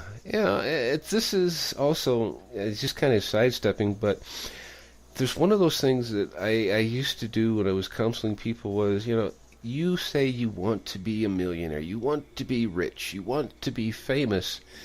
I said, okay, that's fine and dandy if that's what you're really supposed to be. But can you accept the fact that maybe you're not supposed to be that? And if you actually find who you are, and I do mean find who you are as an individual, because you're judging yourself by, I want to be rich and famous like so-and-so. I want to be rich and famous like that person. And it's not really your line of interest. In other words, find what really interests you and how you can use that in the society that you're living in. I don't mean necessarily your community, but in other words, if you live in a certain neighborhood, you might find something for that neighborhood. But if your mind thinks broader, what can you do for that city or that county or for your state, for that whole country that you live in, or maybe as a worldwide thing? You don't know, because Gandhi didn't start out to be the activist that he was. Even what's his name? Somebody asked Albert Einstein, "What's it feel like to be a genius?" And he says, "I don't know. You have to ask Nikola Tesla." He's already been in his skin. He doesn't know Yeah. any different. But I would like to add to that is that you're already a millionaire. Millionaire is just a word. Yeah. A millionaire means you got money and stuff. What if you got everything? It's just in the cosmos. Mm-hmm. And all you have to do is say, I am a millionaire. I am, and instead of using the word a millionaire, I'm abundant. Yeah. Right now. Doesn't matter how much you got in your bank account, because you're loved. Yeah. By the supreme being, the supreme creator of everything is your father, and you're his child. You are loved. And you have the access to everything Spirit has. And when you get that relationship going strong enough and you start to really, really walk in it, believe it every day, it changes your life. You don't have to have everything around you, to, satins and gold and diamonds and all the rest of it to prove that. You have everything you need. Yeah. And it makes it quite a difference in how you live your life. You live it with peace and bliss. I love it. Love the word bliss. You have an energetic level, and this is one of the things I learned in my life, and the vibration. The lowest vibration is like 20, and that goes up to over 1,000, which is where the realm of Jesus and bliss is. And in the 20, it's shame is the very lowest of the energies. Then it goes up to grief. Anger is 150. It takes a lot of energy to be angry. 200, a shift happens. 200 to 300, you're open to new possibilities. 400, you're a little more at peace because you're now awakening to the fact that you're loved. 400, 500, you may stumble and fall, but at most of the time you're in bliss. 600, 700, 800, up in the top realms, you're in bliss. Yes, maybe you have moments where you get pulled in by somebody's drama. You're still here to learn. You've still got an ego. But if you're living like 70, 80% of your time in bliss, you're up into the thousands, where nothing outside of you upsets you. Mm-hmm. If somebody cuts you off in traffic, that doesn't bother you. Somebody's a little slow at the checkout desk. You just sort of meditate for the moment. You relax into it. Yeah. You don't make things a big deal anymore. It really changes your life. This totally, when you start to think different and have a relationship with spirit, and you know that you're loved, I mean, absolutely, positively know it, that you're protected, you're guided, and you're guarded every single day of your life. You start to live that, and you attract that, so that it becomes your experience. Things don't keep happening and you be in dramas and chaos all the time. It may be happening to other people around you, but it doesn't happen to you. Mm-hmm. That's what my life is like. Let me ask you something a little different.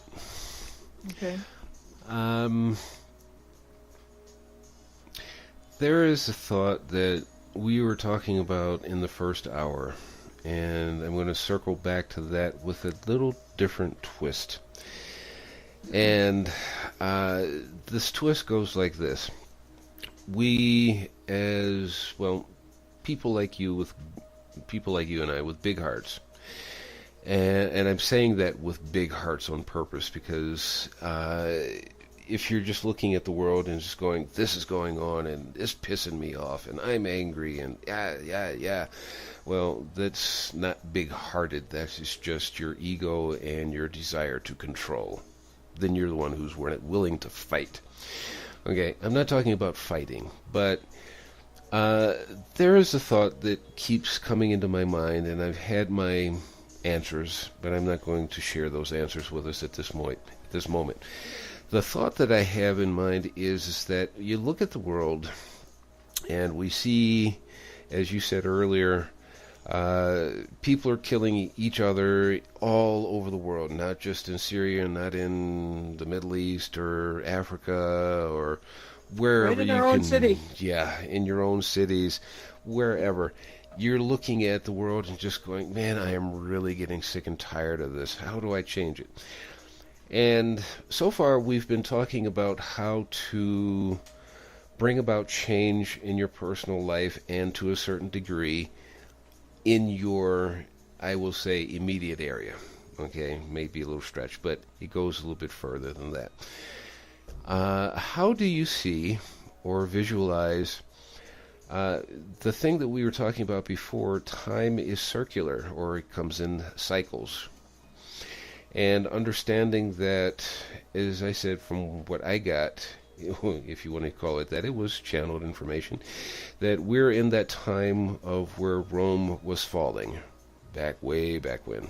And we're going through the same thing, just differently, because, as you said earlier, we have technology and things that didn't exist back in the Roman times, but that is not the mark of humanity. Humanity is marked by its ability to care and love and take care of each other, or how we actually are so brutal to each other, as we all tend to focus on one way or another.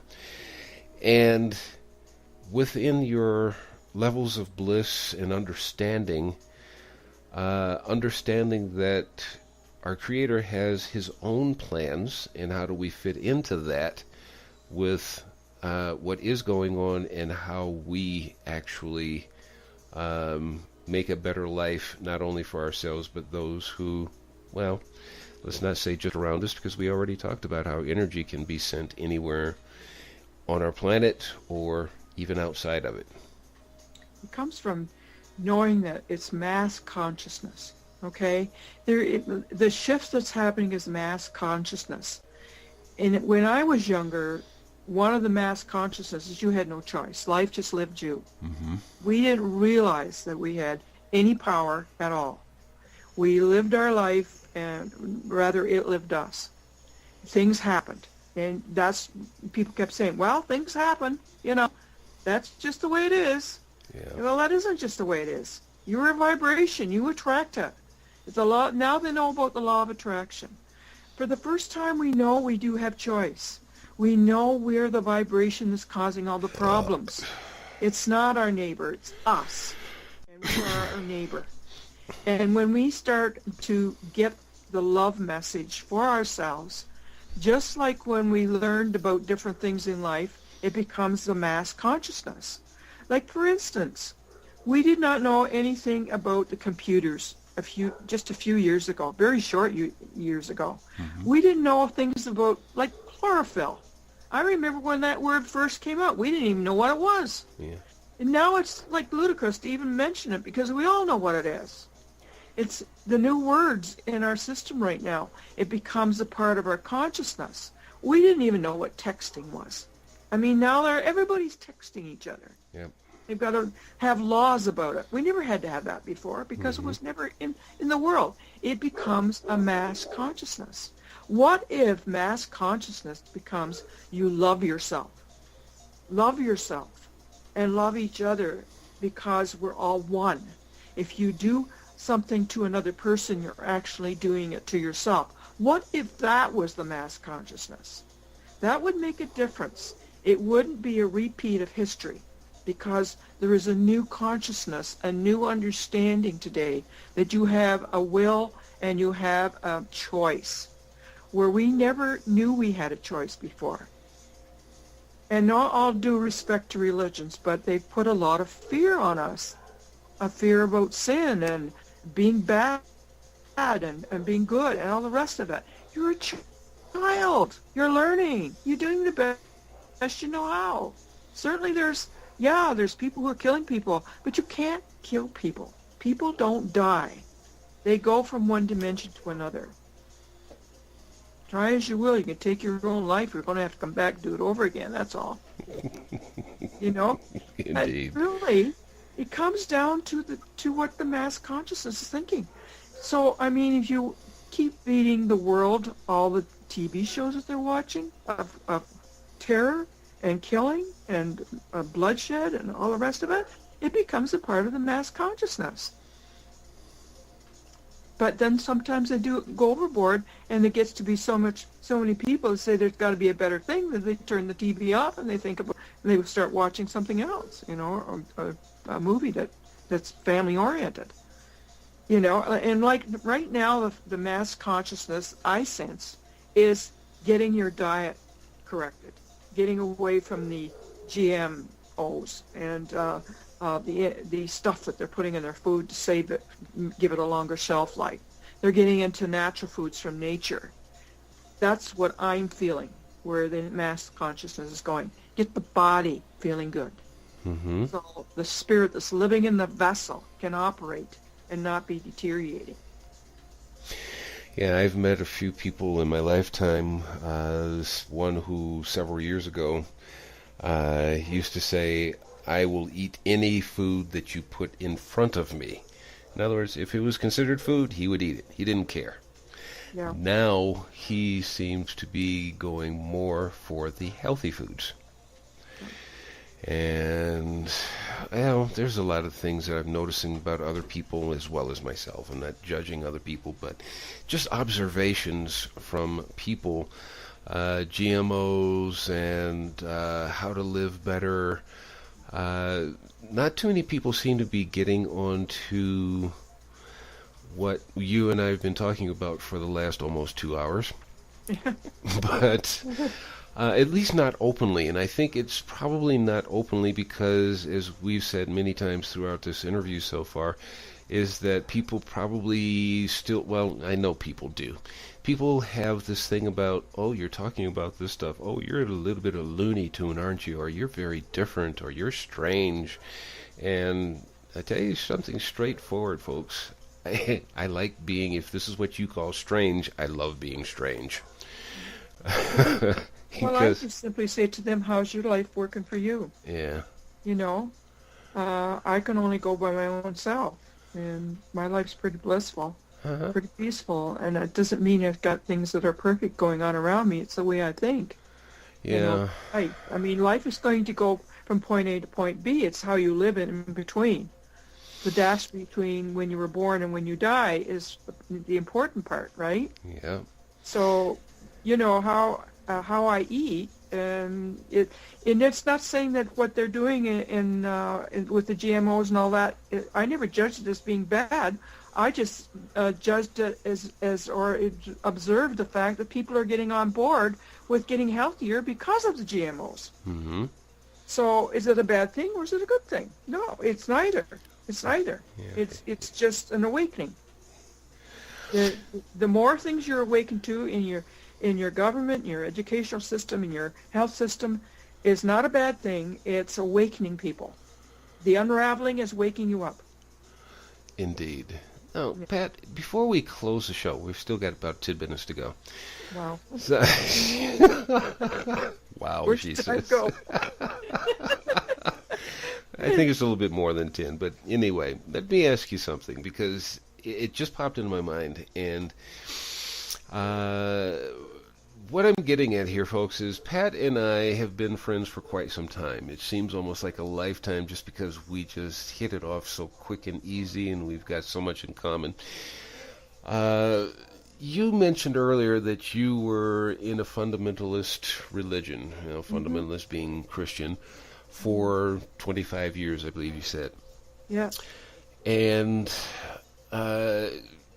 what I remember of fundamentalist Christianity, because my mother is in one of those religions, and I have a lot of friends and family are still in it.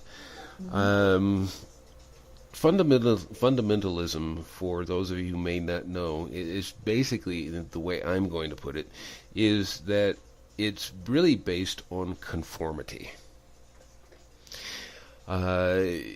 As Pat says, I'm paying attention to what the other person was doing, and I'm critical of what that person was doing.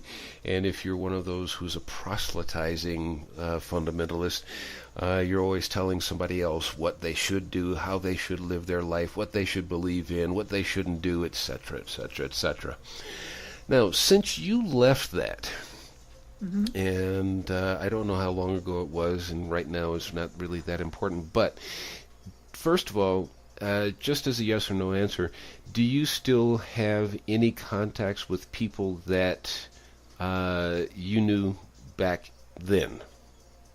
Strangely enough, 25 years in that, I didn't have one friend who came to me afterwards. Mm-hmm. I've got friends coming out of my yin-yang now. I can call any one of them anytime. Uh-huh. And they love me unconditionally, and I love them the same way. We were in such judgment of each other, and always constantly under the guise that we wanted them to be like Jesus, if you will. Mm-hmm. And you were always in a state of fear of doing the right or the wrong thing. So you were constantly had your fingers, or at least I did, my fingers on the pulse of another person, making sure that they were walking the straight and narrow and not backsliding, we used to call it. Mm-hmm. And one of the verses in the Bible was, "Be ye not unequally yoked with unbelievers." Mm-hmm. So I have relatives who are into fundamentalism who will not have anything to do with me, merely because I no longer think of my need for an outside savior. Jesus said, "Get up off your knees, don't worship me. It's the kingdom of God is within you. Greater things shall you do than I do, because I go to my Father." So those were always puzzlements to me, because Jesus said you can be and do what I do. And so long as I was thinking as myself as a dirty, rotten sinner needing to be saved, I never could do that. I never could feel that I was in that place where I was invincible, if you will, because I didn't have a personal attachment and knowing that I was a part of God. I'm not the ocean called God. I'm the drop in the ocean. We are one. Mm-hmm. There's a difference. Yeah. Because, she thinks she's God. No. I'm a part of God, and God's a part of me. We are one. Mm-hmm. That's why we can love unconditionally. Everyone that's listening into the show is a part of that ocean. Yes. Every one of you. You're all loved, just as I am. You can all do the same thing. I have a friend, and we've kind of parted ways because she would look at me and wanted to be like me, wanted to have what I have, and not realizing she is the child of God and capable of doing anything she wants. She's not to walk my walk. She's to walk her own. her own purpose, not my purpose. And so long as she was with me, she was always wanting to be other than herself. It wasn't healthy. Yeah. And I don't know how many people are listening to this show that feel that way. They're in odds with other people who they think have more than they have. That is the ego talking. An ego thinks they're separate. Ego thinks they need to be better than, or they feel that they're not good as. So that's what it was like when I was in religion. I was never good enough. And Spirit says, you are perfect as I made you, right now. You're peeling the onion and getting to the core of your perfection. As I speak, you're doing that. I've been doing this since 1984. I like the way you said that at the end just there, because people always say, well, nobody's perfect. And I go, I'm perfect. I'm perfectly me for who I'm supposed to be right now. Yeah. But you're getting to the core of your perfection. That's why when you hear truth, the truth within your core understands it. You say, yeah, I know that. I know it. You know that you're loved. The people that are listening right now, you know you're loved. It's you that don't love you. Yep. You got to fall in love with you so that you can love your neighbor as you.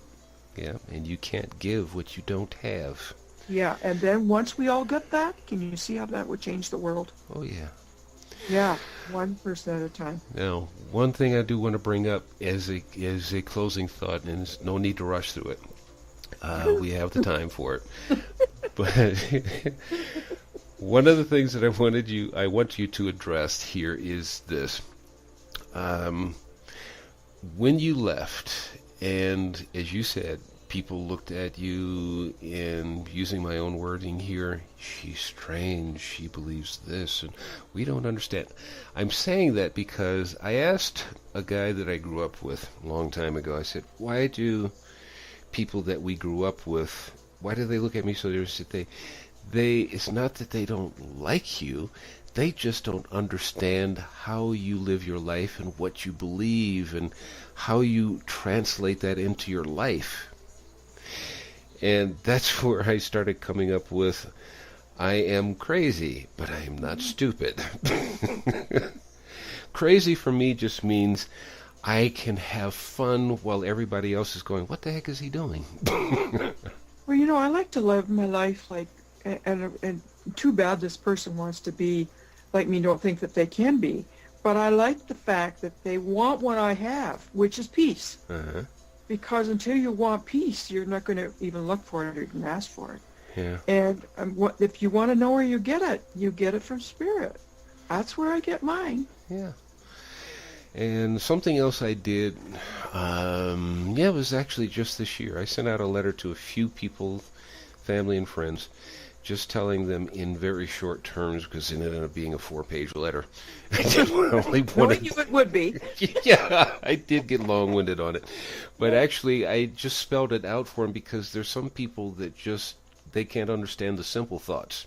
So they had to explain it. So I did. I didn't plan on it for being more than maybe a page and a quarter, second page for signature and goodbye. But actually, what I ended up doing was just telling people, listen, I love you as a person, and if I ever see you again in person, I'll be glad to speak to you very nicely. No problem. Even have a conversation with you. But my life is mine, and if you want to judge me for my life and the way that I live it, then that's where we have to part company. And since a great deal of you are looking at me and never asked me, why do you see things this way? Why do you do things that way? You just made your own assumptions and turned me off or cut me off. Then, okay, then I say thank you for the friendship and goodbye. In other words, what I was doing was saying goodbye to them friendly, but not closing the door and locking it. Kind of leaving it ajar. Mm-hmm. But as long as you want to criticize me and never ask what it is about me that makes me different, why do I see things the way that I do, then okay, I'm crazy, I'm not stupid, but I'm enjoying my life over here, and I'll be glad to tell you about it, but I will never come to you and go, you ought to do this, or as you say, because ought and should are pretty much the same word. Can I give you a very short line for that whole message? Yeah. That because it will strike the truth within them. Mm-hmm. You won't be defending yourself. But I have a relative who happens to be in the ministry who was, on my case, believing that I don't love Jesus anymore. And of course, I love God more now than I ever did in my whole life. But anyway, they don't understand that. I understand that people who look at me and my differences are afraid. Mm-hmm. They have fear. And this particular person would be fearing for me as a person who is on the wrong path and in their belief system, and I'm going to hell. Okay? That's their belief. So I asked Spirit, I said, how are we going to answer this person, not get into a scriptural battle? And this is the words that came. Say these words, very short. You can say that to anybody who disagrees with you. Your judgment of me separates us. That's all you have to say. Works. Your judgment of me separates us. And so long as they'll reason within themselves, so long as they do that, they're going to separate you, not in actual fact, by your essence, by your thinking. And since then, that happened quite a while back, he's more on the same page now than he ever was, even though he's still in the ministry. He has got a dilemma now. He's thinking more like me, and now he has to preach a different gospel, if you will. Mm-hmm. And because it's going to mean his ministry and his source of income, he's not in his integrity. Mm-hmm. So that's his dilemma, not mine. Because, you see the truth, and the truth sets you free. But if you're going to let money hold you back, or your profession hold you back, because it goes against, or you have to teach something different, because your thinking is different, then you are not in your integrity. I thought of what you just said, using it for so many different ways.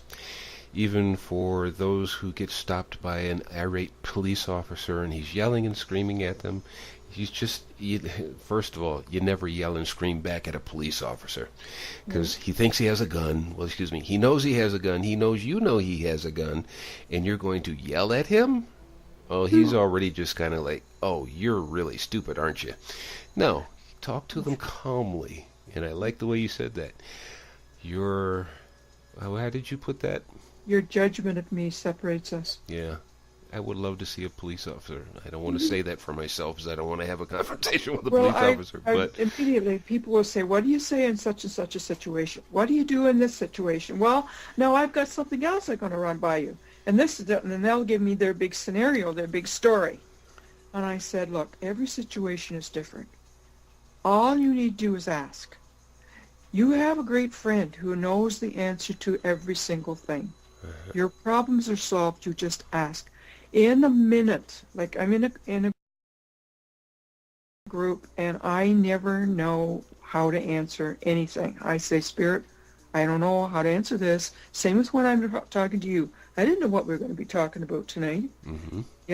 You didn't give me anything you were going to run by me. I say, okay, Spirit, give me the answer to this. I don't know what to say. And it just comes out. Yes, indeed. So what you're hearing right now is from my higher self. Yeah, exactly. And it just comes out in gushes automatically and not really thought through. And when you're talking to a police officer, you just say, okay, I'm in a dilemma here, Spirit. Please give me the right words, speak it through. And it'll suddenly occur to you what to say. Exactly. Sure. I would love to make some more comments on that one, but we just now ran out of time. Pat, my dear sister, thank you very much for accepting and being a part of the show today. We're definitely going to have you back on in the not-too-distant future.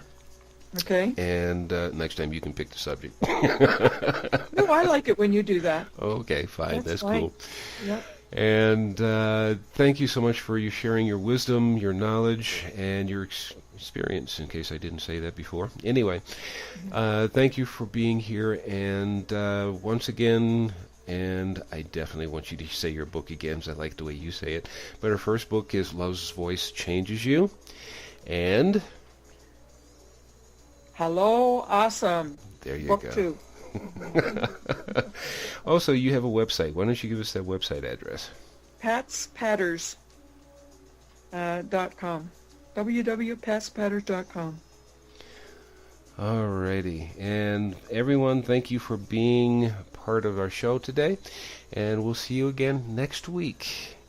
And we might continue this subject on then, but we'll continue it on in the future, in not too distant future as well. I do have someone else who's lined up to talk about this from his perspective. So anyway, take care, be well, and we'll see you next time. Bye.